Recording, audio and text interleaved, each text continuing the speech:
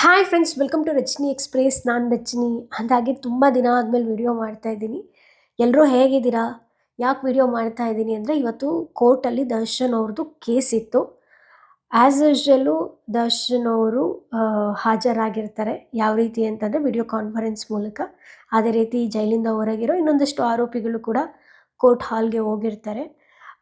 ಅಷ್ಟೇ ಅಲ್ಲ, ರೇಣುಕಾಸ್ವಾಮಿ ಅವರ ತಂದೆ ಈ ದಿನ ಬಂದಿರ್ತಾರೆ. ಆದರೆ ಆರ್ಗ್ಯುಮೆಂಟ್ ಮಾಡೋಕ್ಕೆ ಸೀನಿಯರ್ ಲಾಯರ್ಸ್ಗಳು ಬಂದಿರಲಿಲ್ವಂತೆ. ಹಾಗಾಗಿ ಮತ್ತೆ ಜಡ್ಜ್ ನಾಳೆಗೆ ಪೋಸ್ಟ್ಪೋನ್ ಮಾಡಿದ್ದಾರೆ. ಅದು ಮತ್ತೆ ನಾಳೆಗೆ ಕೇಸ್ ಇದೆ. ಬಹುಶಃ ನಾಳೆ ಆರ್ಗ್ಯುಮೆಂಟ್ ಸ್ವಲ್ಪ ನಡೆಯುತ್ತೆ ಅಂತ ಅನಿಸುತ್ತೆ. ಆಮೇಲೆ ಲಾಸ್ಟ್ ಒಂದು ಕೋರ್ಟಲ್ಲಿ ಕೇಸ್ ಇದ್ದಾಗ ನಾನು ಅದೊಂದು ಸ್ಟೋರಿ ಮಾಡಿ ಹಾಕಿರಲಿಲ್ಲ. ಅಂಥ ಮೇಜರ್ ಏನೂ ನಡೆದಿರಲಿಲ್ಲ, ಜಸ್ಟು ಮುಂದಕ್ಕೆ ಹೋಗಿತ್ತು ಇವತ್ತಿನ ಡೇಟ್ಗೆ. ನನಗೇನೋ ಟೆಸ್ಟ್ ಇತ್ತು, ಸೊ ಹಂಗಾಗಿ ನಾನು ಬ್ಯುಸಿ ಆಗೋದೆ, ಆಮೇಲೆ ಮಾಡಿರಲಿಲ್ಲ. ಅದನ್ನು ಇದೇ ವಿಡಿಯೋಲಿ ಅಪ್ಡೇಟ್ ಮಾಡ್ತಾ ಇದ್ದೀನಿ.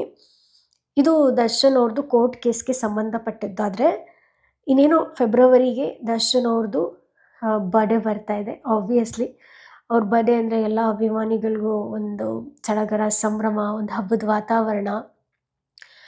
ದರ್ಶನ್ ಅವರಲ್ಲಿರೋದ್ರಿಂದ ಆಬ್ವಿಯಸ್ಲಿ ಎಲ್ಲ ಅಭಿಮಾನಿಗಳಿಗೂ ಒಂದು ದುಃಖ, ಒಂದು ಬೇಜಾರು ಇದ್ದೇ ಇರುತ್ತೆ. ದರ್ಶನ್ ಅವ್ರು ಆದಷ್ಟು ಬೇಗ ಹೊರಗೆ ಬರಲಿ ಅನ್ನೋದೇ ನಿಮ್ಮೆಲ್ಲರ ಆಶಯ. ಸೊ ಅದಕ್ಕೆ ತಕ್ಕಂಗೆ ಬರ್ಡೇಗೆ ನೀವೇನಾದರೂ ಪೂಜೆ ಅಥವಾ ಏನಾದರೂ ಸೆಲೆಬ್ರೇಟ್ ಬೇರೆ ರೀತಿ ಮಾಡಬೇಕು ಅಂದ್ಕೊಂಡಿದ್ದೆ ಸೋಷಿಯಲ್ ಆ್ಯಕ್ಟಿವಿಟಿ ಮೂಲಕ, ಬೈ ದ ವೇ ನಾನು ಟೈಮ್ ಮಾಡ್ಕೊತೀನಿ ನಿಮ್ಮ ವಿಡಿಯೋಸ್ ಎಲ್ಲ ಸ್ಟೋರಿ ಮಾಡಿ ಹಾಕೋಕ್ಕೆ. ಅದಕ್ಕಿನ್ನೂ ಟೈಮ್ ಇದೆ. ಅಂದ ಹಾಗೆ ನಾಳೆ ಕೋರ್ಟಲ್ಲಿ ಕೇಸ್ ಇದೆ. ನಾಳೆ ಏನಾದರೂ ಆರ್ಗ್ಯುಮೆಂಟ್ ನಡೆದ್ರೆ, ಏನಾದರೂ ಮೇಜರ್ ಅಪ್ಡೇಟ್ ಆಯಿತು ಅಂದರೆ ಇನ್ಫಾರ್ಮೇಷನ್ ಕಲೆಕ್ಟ್ ಮಾಡಿಕೊಂಡು ನನಗೆ ಗೊತ್ತಿರೋ ಅಷ್ಟು ಮಾಹಿತಿಗಳನ್ನ ವಿಡಿಯೋ ಮಾಡಿ ಹಾಕ್ತೀನಿ. ಎನಿವೆ, ಇದಾಯಿತು ಈ ಕ್ಷಣದ ಅಪ್ಡೇಟ್ಸ್. ಈ ಕುರಿತು ನಿಮ್ಮ ಅನಿಸಿಕೆ, ಅಭಿಪ್ರಾಯಗಳನ್ನ ತಪ್ಪದೆ ಕಮೆಂಟ್ ಬಾಕ್ಸಲ್ಲಿ ಕಮೆಂಟ್ ಮಾಡಿ ತಿಳಿಸಿ. ವಿಡಿಯೋ ಇಷ್ಟ ಆದರೆ ಲೈಕ್ ಮಾಡಿ, ಮ್ಯಾಕ್ಸಿಮಮ್ ಶೇರ್ ಮಾಡಿ. ಧನ್ಯವಾದಗಳು.